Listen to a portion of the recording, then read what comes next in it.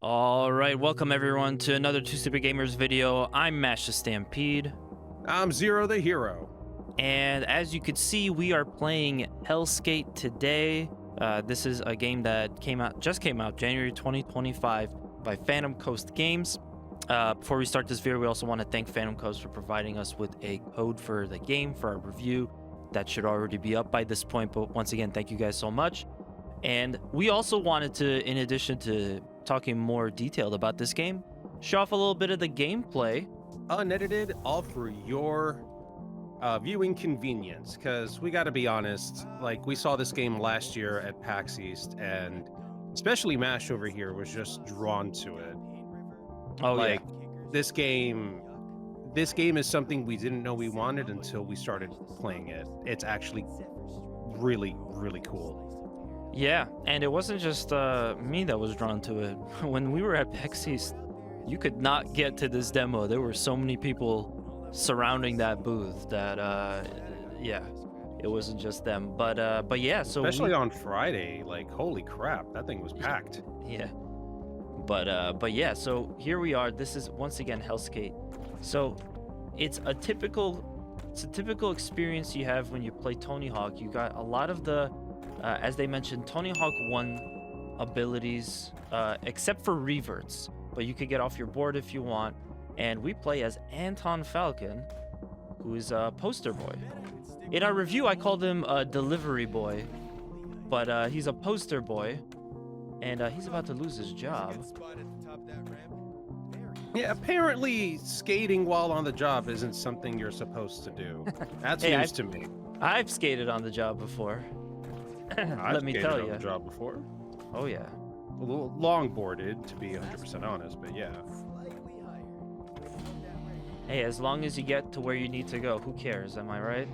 Am I right? Or I mean am I right? I mean that's what should be important, right? I mean they're not gonna get upset if I bike on the job to get to where I need to go, will they? They're wheels. Yeah, and we decided why not start a brand new playthrough. I've already done a good chunk amount of time into this game, but I want to show you guys just the beginning of it. Give it a taste. No! I need this job! Hello? And he got fired. That's unfortunate. We've all been there before, right? Oh yeah. So I'm sure you've noticed that, well, while this game is clearly inspired by Tony Hawk, there's definitely some aspects of it that are a little bit unconventional for a Tony Hawk game. You okay? For instance, like the 100%. dashing. Yeah, we'll see a little bit later as well. Write him off for my Falcon. The combat, you're playing a Tony Hawk game where you actually get to fight people. I mean, look, let's be honest. If you had told me, hey, here's a Tony Hawk game where you get to, like, use a weapon and fight demons, I would have been like, how the hell is that going to work? And then you try it and you're like, wait, what? This does work. So right now they're basically teaching us how to do a kickflip. And I like that they kind of break it down piece by piece. It's nice for like first time players, people that haven't played Tony Hawk before. So, press A, release A, press left, and then press X. That's nice. I think you're doing it too quick. That's why you haven't finished it. Oh, no, I was just trying to explain it, or I was just trying to kind of talk about it, so I was goofing off. But yeah, no, I was intentionally doing it slow. But it's nice because I think that Tony Hawk games can be a little bit overwhelming for some folks. So that's actually a really cool tutorial, because I'm pretty sure none of the Tony Hawk games that I've ever played, at least, yeah, none of the Tony Hawk games that I've ever played had that before. At least I don't remember. I don't know. I don't often do the tutorial, but I don't remember it being like that. So we also have the skate letters, which interestingly enough in the tutorial, the skate letters there's less of them. So it's only SK8. Later, you will be doing SK8 plus HEL. I got some money for that. So Helskate. If only it didn't always vanish when I got back to the mall. These are magazines as well. The whole idea of like just upgrading yourself as you play along is amazing. Yeah. Because When I first played it, I thought the magazines gave you the ability to do certain kick flips or grabs or whatever. Yeah. No, all it does is they power them up. Like, Yeah. I remember I somehow got a missile after Yeah. doing a kick flip once, and I'm just like, excuse me? Yeah. Oh, and just while we're kind of on the subject of like talking about like basic stuff about this game, we also went ahead and turned the music down. Although we got a code of the game, it wasn't really clear to us if we could use the music. So just to avoid copyright, we're gonna put some fantastic overclocked remix music into this. You guys should check out OC Remix, and yeah, we'll do that for the time being. But there is a fantastic soundtrack in this game as well, as you would expect for you know, Tony Hawk 'em up. We're talking about punk rock, regular rock, just fun stuff that you Yeah. would expect to see. I really do wish they put, you know, some ska in here, but, you know, whatever, it's all good. And now we need to go get ourselves a skateboard. This is the Helskate, so we kind of have to play through one. We're still in the tutorial portion. You know, we're still kind of goofing around, but eventually you're going to be coming into levels just like this, and you run through it like because this is a roguelike. You run through it with a unique set of like stickers and stuff that you can collect every single time. So it's really fun. There's that sweet board, by the way. In our video, we mentioned how we would love to get a board like that as well if they opened up like a merch store for this game. They actually did do a competition on social media. I don't know if it's still going. So there is a physical board of that for sure. It's just not available for purchase as far as I can tell. But if that ever changes, oh man, you know, I'm getting on that. I would love one too, but you're the one who has the skateboard wall, so it makes way Yeah. more sense for you to get it. Yeah, the graphics just look so nice, and do. all the graphics that I've come across in the game so far have been identical, like style wise. Like, dude, look at the graffiti on the walls. Yeah. Like, this is all stuff I would expect either in a Tony Hawk game or in a real life skate park. Yeah, for sure. And the character designs are really nice and stuff.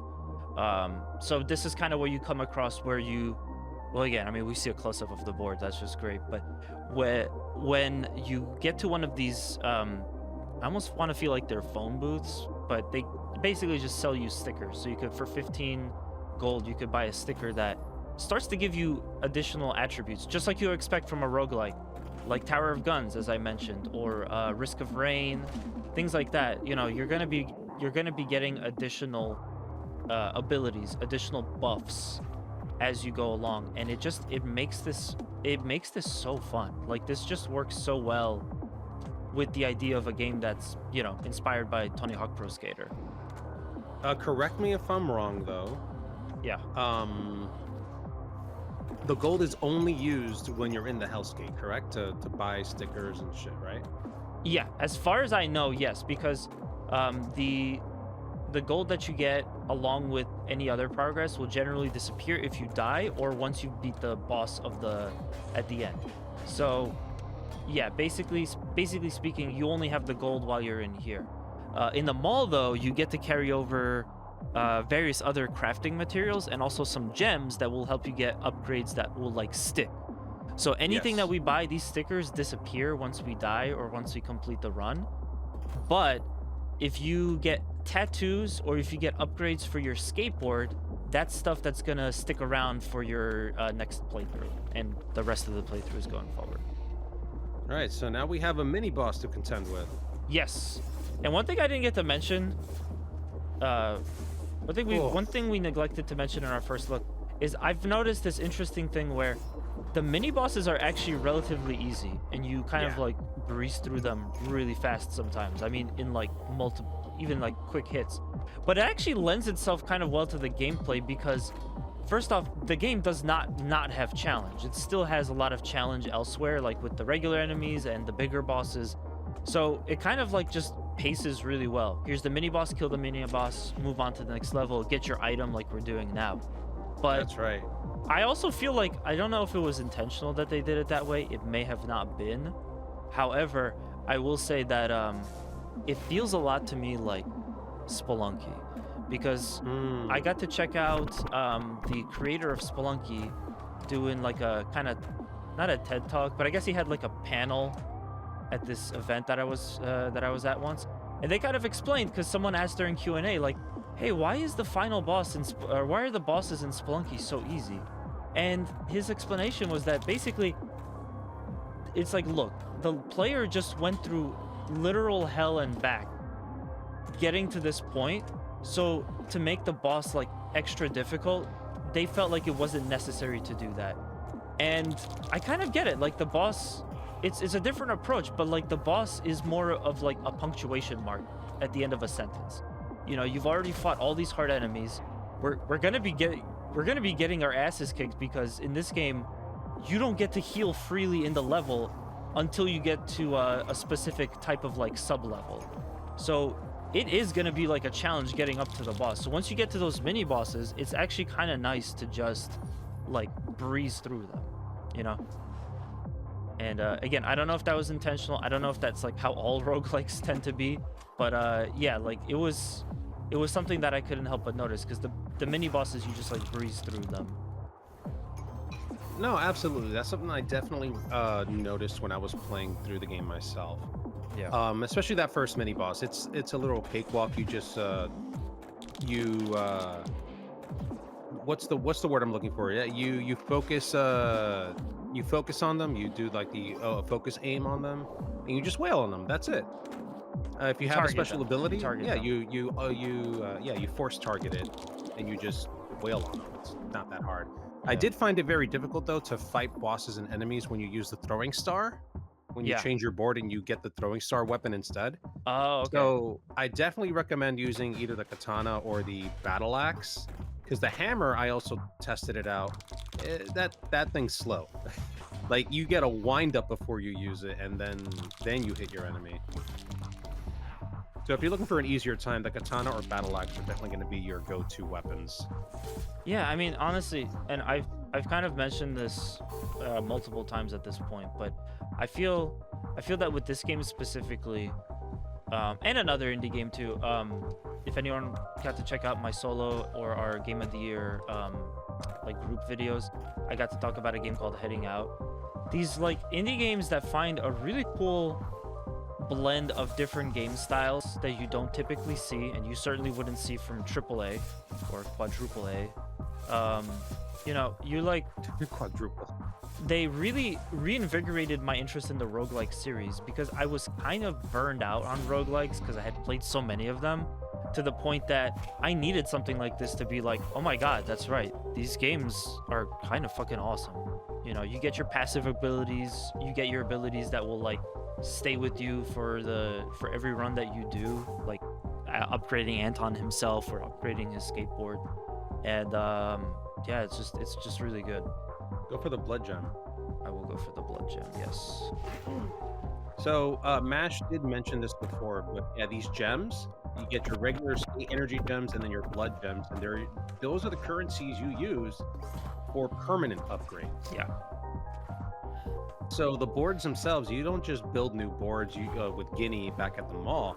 You can also upgrade the boards, and they usually take the blood gems in order to upgrade. Like I upgraded the katana board, the board you're using right now, because I collected enough blood gems, and I'm like, oh yeah, that's cool.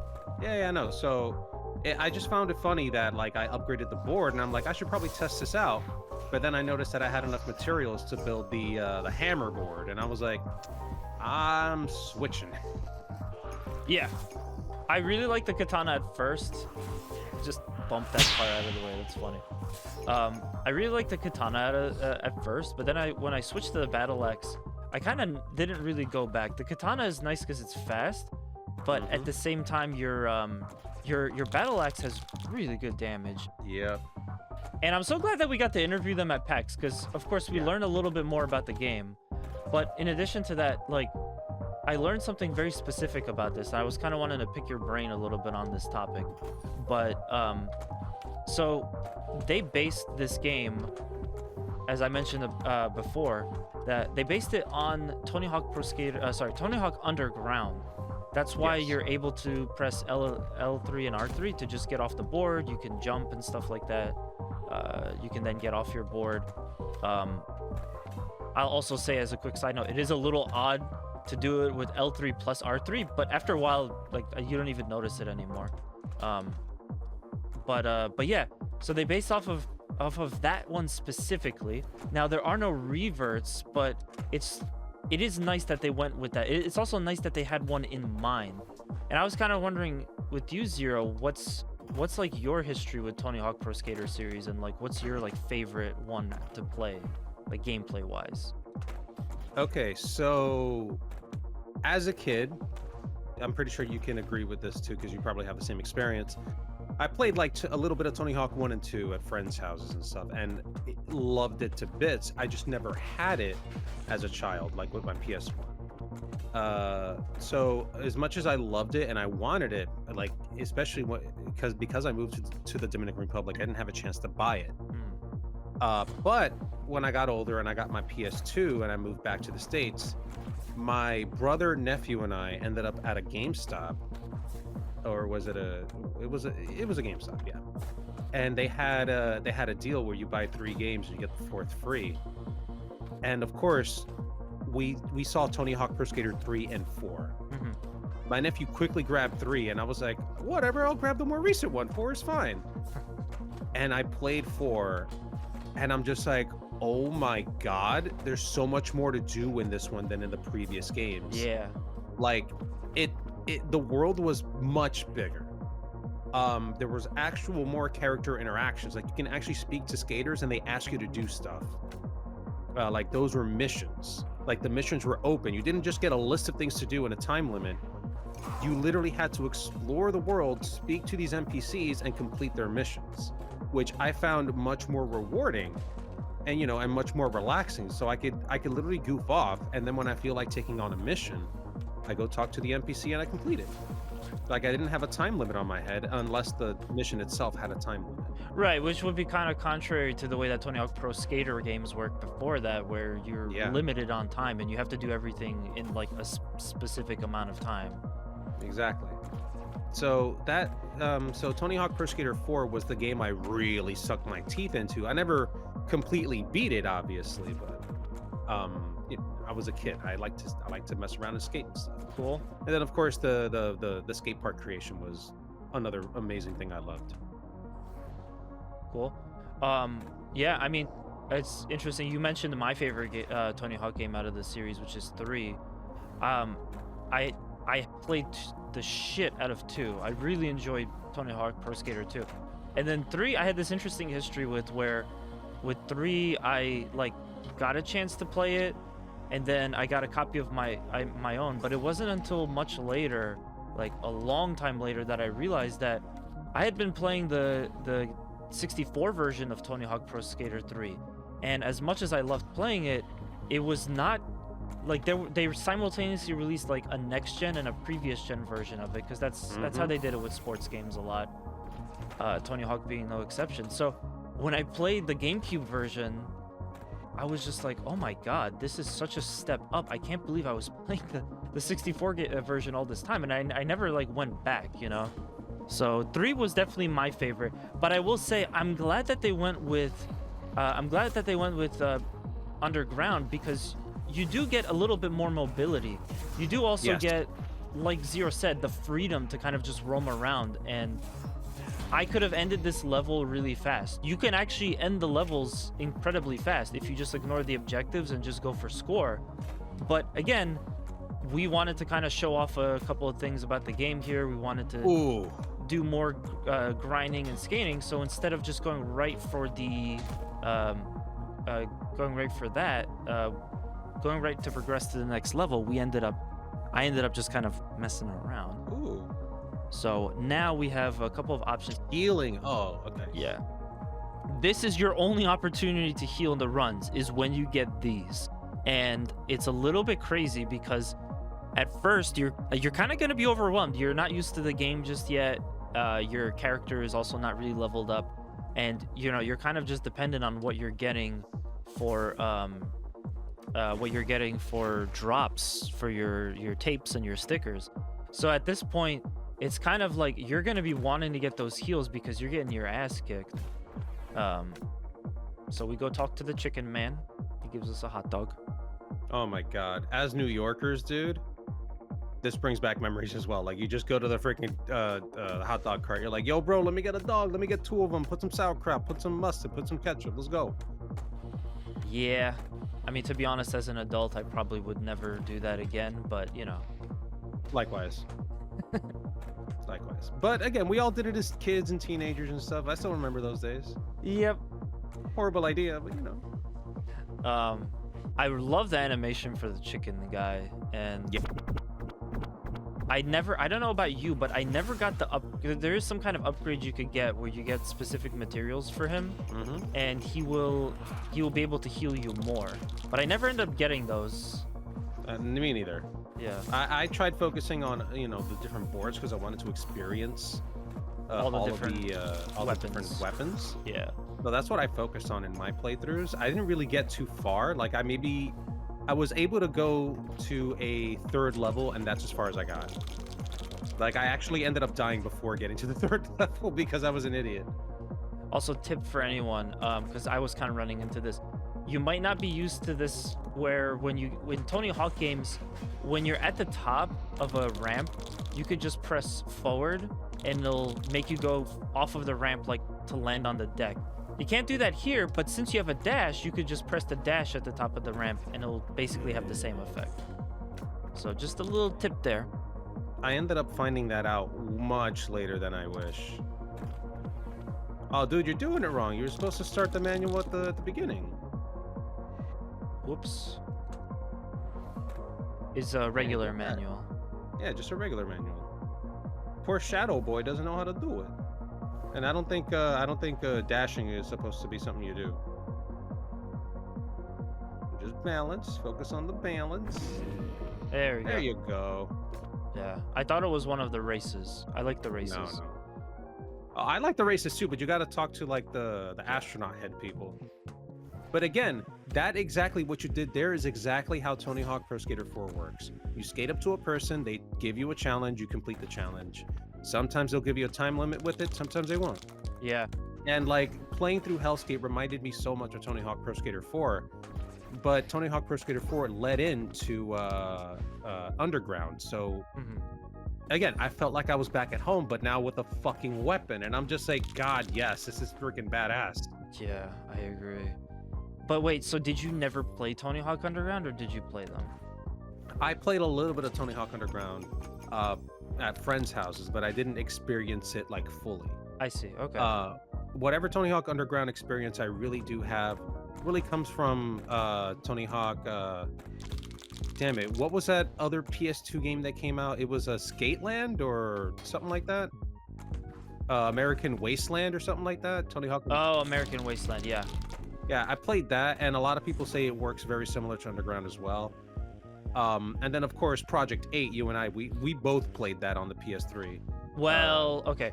I only played Project 8 when you brought it over to my house that time, and we did the episode. Yeah, but we still played it. Yeah, but that's like again, for disclosure on how we do this channel, like we don't always, you'll see us do an episode on a game, and it's not like we play it for like hours. We kind of do the episode and then we're done. Yeah, that was literally that one session where we did like maybe 2 episodes. That was basically all my experience playing Tony Hawk Project 8. I never got it, so I never played. I never played that. I never played Proving Ground. Anything that came after that, and I also never played Tony Hawk Pro Skater 5. But no one wants to play Pro Skater 5. 5 wasn't good. I know that Proving Ground wasn't like seen as great, but yeah. So I mean, again, I just think it's interesting because you're referencing Tony Hawk 4 a lot playing in this game, but the Tony Hawk 4 style essentially became Underground. It became the de facto style of Tony Hawk. Yeah. You know, that was how Underground worked. They just kind of continued to like expand on what else you could do too. It's just it always worked like that style of you have more freedom. You walk up to people and you like talk to them and stuff like that, and they give you missions. Yeah, and you gotta understand, like, we're both fans of Uncharted. Like you and I have both explored the Uncharted levels, you know, in those games to like hell and back. Like I'll go to the nooks and crannies. That's how crazy I am. Jack 3, you know, that's another game I did a lot of exploring. Again, Naughty Dog is really good at letting you do that. So when you get a skateboarding game as good as Tony Hawk Pro Skater 4 that allows you to do the same thing, explore all the nooks and crannies, find these secret areas, like it was like it was tailor-made for me. Not to say that Tony Hawk 1, 2, and 3 weren't good. It's just when you get the taste of like freedom that you got in 4, not that you don't want to ever go back, but it's like it's hard to want to go back. Oh yeah, yeah. You know? Yeah, it's kind of like also funny enough they have the same subtitle, but Need for Speed Underground and Need for Speed Underground 2 were also drastically different.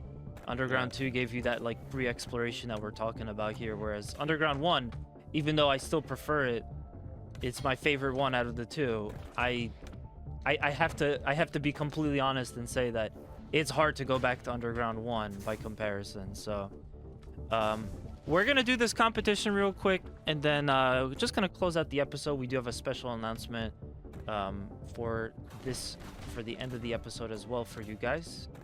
Zero, if you want to let the people know. Indeed. So Phantom Coast was kind enough to give us a couple of review codes for this game. Thank you so much, because we really do enjoy it. If you guys haven't, you know, gotten, you know, the sense of that so far, but we still have a couple of codes left. And in this video, in the comments section, we would love it if you guys would enter the contest in order to win the final code for this game. And all you really got to do is just comment down below and let us know that you think Helskate looks like fun. Go ahead and comment that in the comments below, and we're gonna do a random drawing. So if you guys want to get a chance to win this game, go ahead and enter the contest. That's right. So we previously said that we would do one giveaway per video. So you have to comment on that video and comment on this one. I think what would just make more sense is we'll just pull everyone together. So we'll do 2 drawings, and we'll post once both of these videos are out. We'll do a very quick process of the giveaway for the winners, so everyone would know, and then we'll DM the winners once that's all sorted out with your code. This is a Steam code. I believe, as previously mentioned, this is region free, so there's no issue there. And yeah, good luck to everyone. And also thank you to Phantom Coast once again. Greatly appreciate that you guys gave us these codes. Mash, you are insane, dude. You are on massive overtime, talking and telling, like, Jesus, 30,077 points. I got like 100,000 here once, so that was nothing. But yeah, that's gonna do it for this video. We really appreciate you guys checking us out. Once again, thank you to Phantom Coast for the review codes. Good luck to everyone in entering our contest. And yeah, if you guys once again enjoyed this video, slap the like button, mash the subscribe button, enter our contest, comment down below, and we'll see you next time. Bye.